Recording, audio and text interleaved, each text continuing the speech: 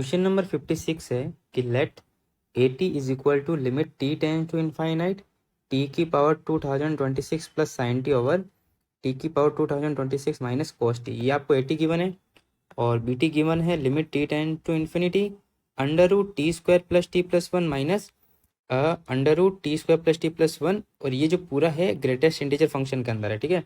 We are denoted the greatest integer function.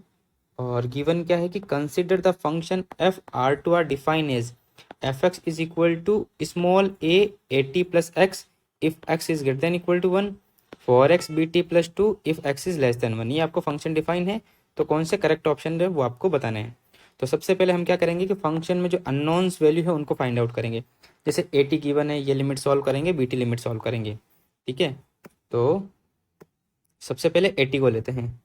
A T क्या given है, a t is equal to limit T tending to infinite t की power 2026 plus sine t over t की power 2026 minus cos T.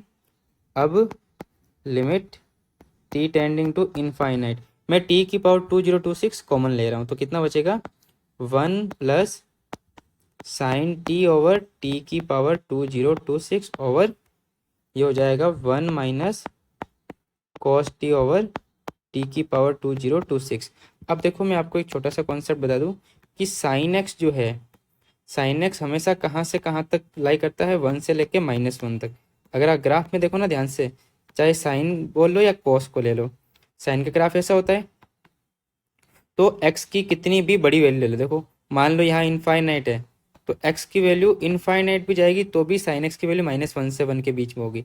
यानी कि x tending to infinite पर भी sine x कितनी value देता है, फाइनाइट कोई वैल्यू देगा, फाइनाइट वैल्यू देगा। ये चीज़ समझ में आ गई। ऐसे ही same to same cos x का भी ग्राफ देख लो आप कैसा होता है। इसमें भी चाहे एक्स की वैल्यू कितनी भी बड़ी रख लो, कॉस एक्स हमेशा -1 से 1 के बीच में होता है।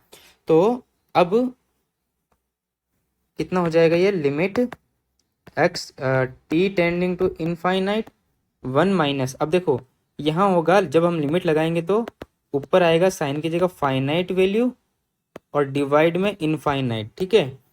और यहाँ आएगा, यहाँ पर भी कोस की जगह भी फाइनाइट वैल्यू आएगी कोई और डिवाइड में इनफाइनाइट। तो देखो कितनी हो गई, 0 0 हो गई, ये वैल्यू भी 0, ये वैल्यू भी 0। तो हमारे पास 80 की वैल्यू कितनी आ गई, इज इक्वल टू 1, ठीक है। अब बी टी आप सॉल्व करते हैं। बी टी क्या गिवन है, बी टी गिवन है limit T tending to infinite under root T square plus T plus 1 minus greatest integer के अंदर T square plus T plus 1। अब मेन प्रॉब्लम कहाँ आती है कि ये तो ठीक है लिमिट सॉल्व कर लेंगे, लेकिन ये क्या है, इसको कैसे सॉल्व करोगे। ये देखो ग्रेटेस्ट इंटीजर के अंदर है, जो ग्रेटेस्ट इंटीजर होता है वो एक इंटीजर्स वैल्यू देता है ना। तो थोड़ी सी थ्योरी के बारे में देख लेते हैं कि देखो अगर ग्रेटेस्ट इंटीजर फंक्शन में एक्स जो है वो 2 से लेके 1 के बीच में हो तब हम क्या बोलते हैं, इसकी वैल्यू 1 होती है।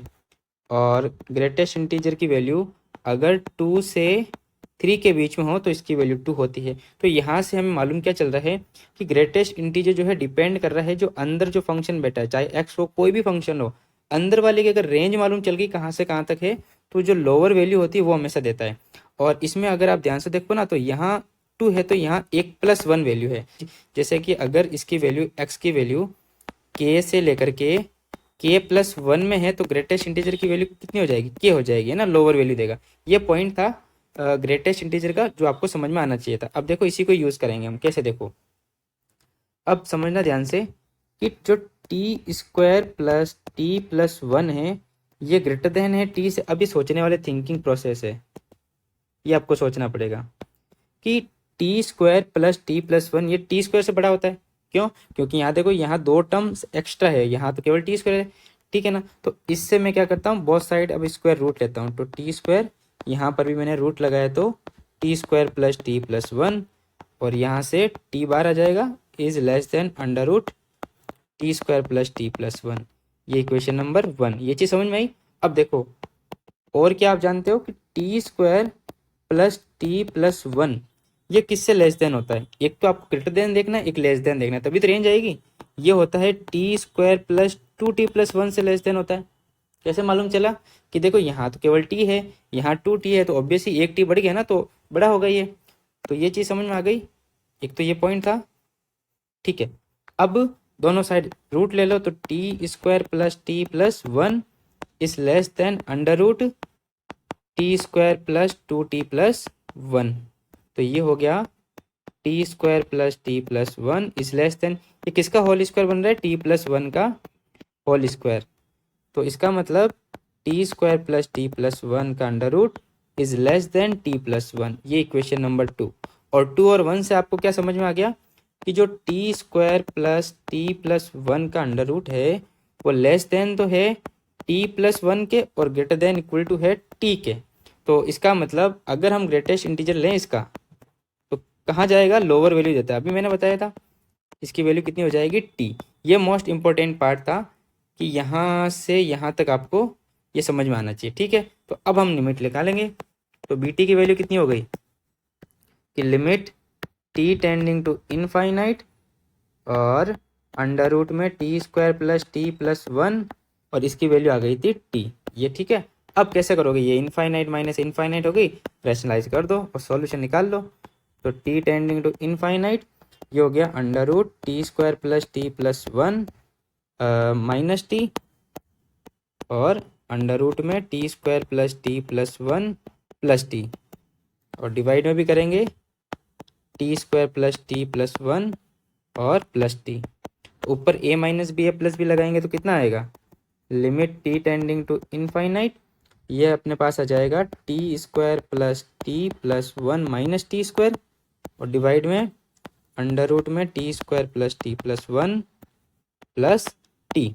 तो टी स्क्वायर से टी स्क्वायर कैंसिल, तो हमारे पास वैल्यू आई limit T tending to infinite t+1 और डिवाइड में T square plus t+1 plus t. अब हाईएस्ट पावर कॉमन ले लो, तो limit T tending to infinite ये हो गया 1 + 1/t और ये हो जाएगा अंडर रूट में 1 + 1/t plus 1/t square plus 1। तो अब जैसे ही t tending to infinite put करोगे 0, ये 0, ये 0, तो वैल्यू आई 1/1 + 1 इज इक्वल टू 1/2। यानी कि बी टी की वैल्यू कितनी आ गई, बी टी की वैल्यू आ गई 1/2। अब हमको फंक्शन जो गिवन है वहाँ वैल्यू पुट कर दो। तो फंक्शन था small a into eighty plus X और कितना था 4x into B T plus 2 जब x greater than equal to 1 हो, x लेस देन 1 हो। तो यहाँ से जो फंक्शन निकल के आया कितना आ गया, 80 की वैल्यू कितनी आई थी 1, यानी कि a प्लस एक्स और बी टी की वैल्यू 1/2 यानी कि 2x plus 2। x is greater than equal to 1 और x इज लेस देन 1। ये फंक्शन आ गया। अब ऑप्शन ए क्या है, ऑप्शन ए बोल रहा है कि कॉन्टिन्यूस है x इक्वल टू 1 पर, तो a की वैल्यू 3 आनी चाहिए। तो चेक करते हैं कॉन्टिन्यूटी क्या है कि x इक्वल टू 1 पर f(x) क्या है, इज कॉन्टिन्यूस। कॉन्टिन्यूस है तो limit x tending to 1 minus f(x) is equal to limit x tending to 1 plus f(x).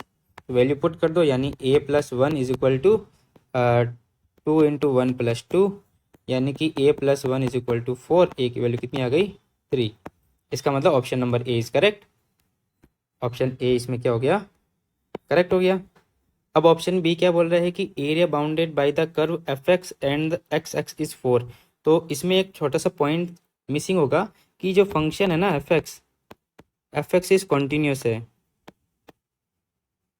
Continuous at x equal to 1।